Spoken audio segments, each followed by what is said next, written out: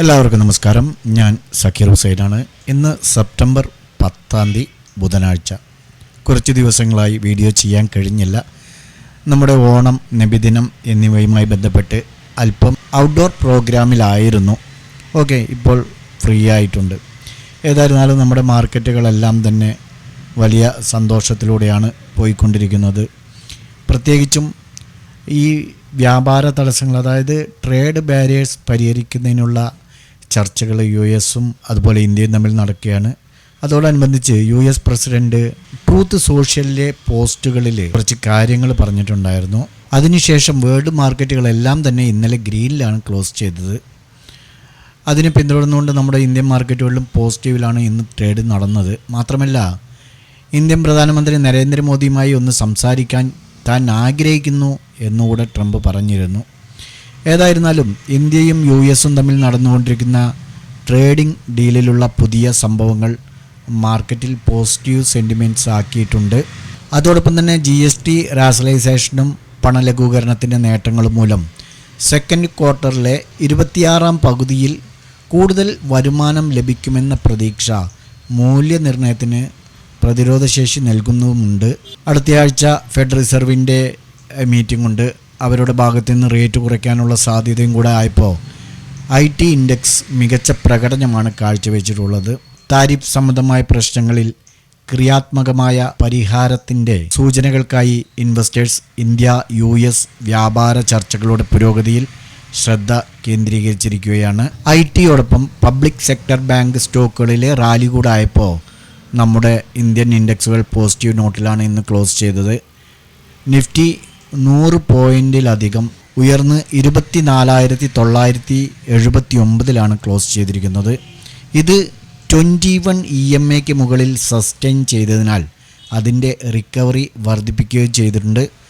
RSI 50ക്ക് മുകളിൽ ഒരു bullish cross over നൽകുകയും അതുപോലെ തന്നെ നിഫ്റ്റിയിൽ പോസിറ്റീവ് മൊമെൻറ്റം പിന്തുണയ്ക്കുകയും ചെയ്തു.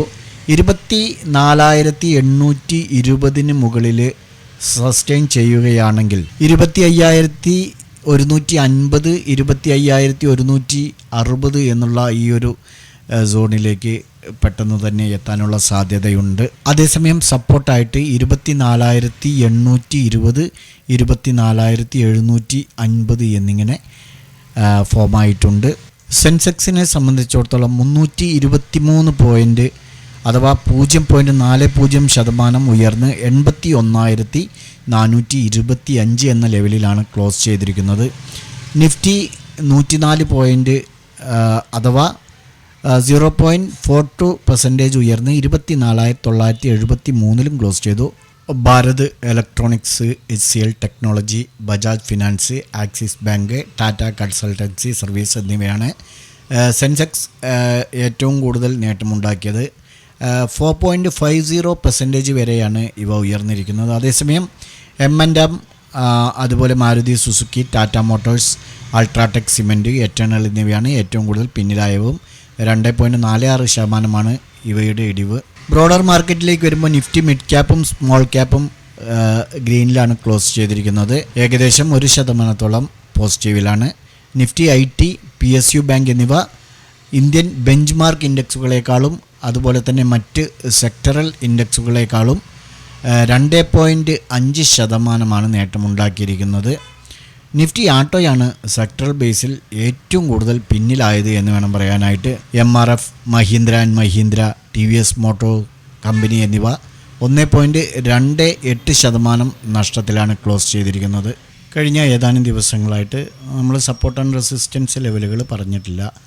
കഴിഞ്ഞ ഒരാഴ്ച മുന്നെയാണെന്ന് തോന്നുന്നു. അതുകൊണ്ട് തന്നെ നമുക്ക് ആ ലെവൽ പരിശോധിക്കേണ്ടതില്ല. ഇന്നലെ വീഡിയോ ചെയ്തിരുന്നതാണ്. പക്ഷേ വീഡിയോയിൽ ഓഡിയോ ക്ലിയർ അല്ലാത്തതുകൊണ്ട് ഓഡിയോ റെക്കോർഡ് ആയിട്ടുണ്ടായിരുന്നില്ല. അതുകൊണ്ട് തന്നെ അത് ഇന്നലെ വീഡിയോ ക്യാൻസൽ ചെയ്യുകയാണ് ചെയ്തത്. നമുക്ക് നാളെ സപ്പോർട്ട് ആൻഡ് റെസിസ്റ്റൻസ് ലെവലുകൾ നോക്കുകയാണെങ്കിൽ ഇത് നിഫ്റ്റിയുടെ 15 മിനിറ്റ്സ് ചാർട്ടാണ്. നമുക്ക് സപ്പോർട്ടായിട്ട് 24,915 ഈ ഒരു സോണ് വാച്ച് ചെയ്യാവുന്നതാണ്.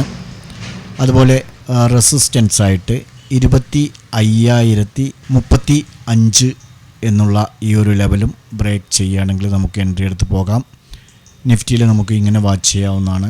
ബാങ്ക് നിഫ്റ്റിയിലേക്ക് വരുമ്പോൾ നമുക്ക് സപ്പോർട്ടായിട്ട് 54,400 സപ്പോർട്ടായിട്ടും അതുപോലെ റെസിസ്റ്റൻസായിട്ട് 54,680 ഈ ഒരു 2 സോണുകൾ സപ്പോർട്ട് ആൻഡ് റെസിസ്റ്റൻസ് ആയിട്ട് വാച്ച് ചെയ്യാം. സെൻസെക്സ് പറയുന്നില്ല, കാരണം സെൻസെക്സും നിഫ്റ്റിയും ഏകദേശം തുല്യമായ രീതിയിലാണ് നമുക്ക് നടക്കുക.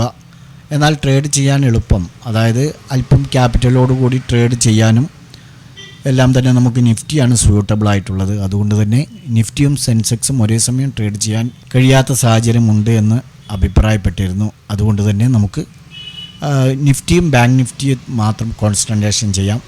അപ്പോൾ ബാങ്ക് നിഫ്റ്റിയിലും നമുക്ക് ഇങ്ങനെ സപ്പോർട്ട് ആൻഡ് റെസിസ്റ്റൻസ് ലെവലുകൾ നാളെ വാച്ച് ചെയ്യാം. ഇവ ബ്രേക്കൗട്ട് നടത്തുകയാണെങ്കിൽ നിങ്ങൾക്ക് എൻട്രി എടുത്ത് പോകാം. ഞങ്ങളുടെ വീഡിയോ എഡ്യൂക്കേഷൻ പർപ്പസിന് വേണ്ടി മാത്രമാണ്. നാളെ നല്ലൊരു പ്രോഫിറ്റബിൾ ഡേ ആവട്ടെ എന്ന് ആശംസിച്ചുകൊണ്ട് നിർത്തുന്നു. ബൈ.